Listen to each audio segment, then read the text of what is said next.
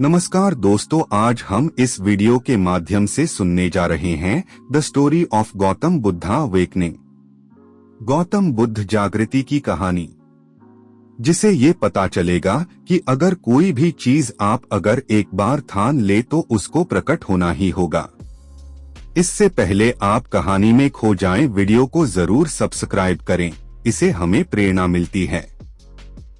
तो चलो सुनते हैं कि किस तरह हुई थी गौतम बुद्ध को ज्ञान की प्राप्ति। गौतम बुद्ध का जीवन हर किसी के लिए प्रेरणादायी है। गौतम बुद्ध बौद्ध धर्म के प्रवर्तक थे।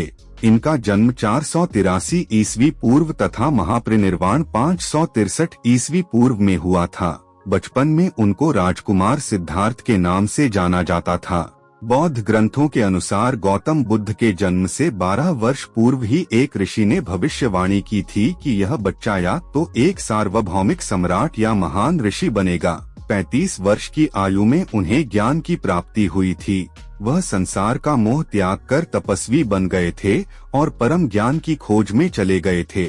आइए आज हम आपको सिद्धार्थ के महात्मा बुद्ध बनने तक के सफर के बारे में बताते हैं। बुद्ध का गोत्र गौतम था। बुद्ध का वास्तविक नाम सिद्धार्थ गौतम था। उनका जन्म शाक्य गणराज्य की राजधानी कपिलवस्तु के निकट लुम्बिनी में हुआ था। बुद्ध के जन्म के 7 दिन के भीतर ही उनकी माता का देहांत हो गया था। उनका पालन पोषण उनकी मौसी गौतमी ने किया था। शिशु का नाम सिद्धार्थ रखा गया था। शाक्य वंश के राजा शुद्धोधन सिद्धार्थ के पिता थे। सिद्धार्थ के जन्म से पूर्व हुई भविष्यवाणी से परेशान होकर उनके पिता ने उन्हें तपस्वी बनने से रोकने के लिए राजमहल की परिधि में रखा। गौतम राजसी विलासिता में पले बढ़े। बाहरी दुनिया से आक्रांत, नृत्य करने वाली लड़कियों द्वारा मनोरंजन, ब्राह्मणों द्वारा निर्देशन और तीरंदाजी, तलवारबाजी, कुश्ती, तैराकी और दौड़ में प्रशिक्षित किए गए थे। कम उम्र में ही उनका विवाह राजकुमारी यशोधरा से करा दिया गया। दोनों का एक पुत्र भी हुआ जिसका नाम राहुल था। सिद्धार्थ बचपन से ही अत्यंत करुण हृदय वाले थे। वह किसी का भी दुख नहीं देख सकते थे। इतने प्रयासों के बाद भी 21 वर्ष की आयु में उनकी अपने राज्य कपिलवस्तु की गलियों में उनकी दृष्टि 4 दृश्यों पर पड़ी। ये दृश्य थे एक वृद्ध विकलांग व्यक्ति, एक रोगी, एक पार्थिव शरीर और एक साधु। इन 4 दृश्यों को देखकर सिद्धार्थ समझ गए थे कि सबका जन्म होता है, सबको बुढ़ापा आता है, सबको बीमारी होती है और एक दिन सब मृत्यु को प्राप्त होते हैं।